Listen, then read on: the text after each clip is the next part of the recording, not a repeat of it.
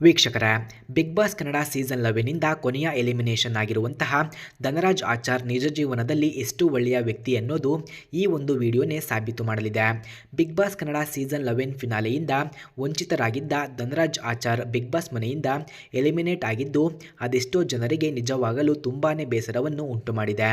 ಒಳ್ಳೆಯ ವ್ಯಕ್ತಿಗಳನ್ನು ಯಾವಾಗಲೂ ಬಿಗ್ ಬಾಸ್ ಟಾರ್ಗೆಟ್ ಮಾಡ್ತಾರೆ ಅಂತ ಅದೆಷ್ಟೋ ಜನ ಮಾತಾಡ್ತಾ ಇದ್ದಾರೆ.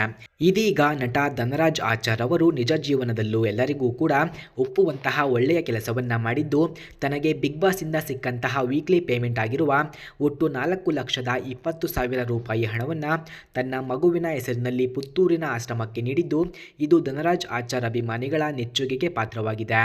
ಈ ಪ್ರಯುಕ್ತ ಇವತ್ತು ಧನರಾಜ್ ಆಚಾರ್ ಅವರನ್ನ ಪುತ್ತೂರಿನ ಧರ್ಮ ಫೌಂಡೇಶನ್ ಸನ್ಮಾನವನ್ನ ಮಾಡಿದ್ದು, ಧನರಾಜ್ ಆಚಾರ್ ಅವರಿಗೆ ಗೌರವ ನೀಡುವ ಸಣ್ಣ ಕಾರ್ಯಕ್ರಮವೊಂದನ್ನು ಹಮ್ಮಿಕೊಂಡಿತ್ತು. ಈ ಒಂದು ದೃಶ್ಯವನ್ನ ಈ ವಿಡಿಯೋದಲ್ಲಿ ನಾವು ನೋಡಬಹುದಾಗಿದೆ.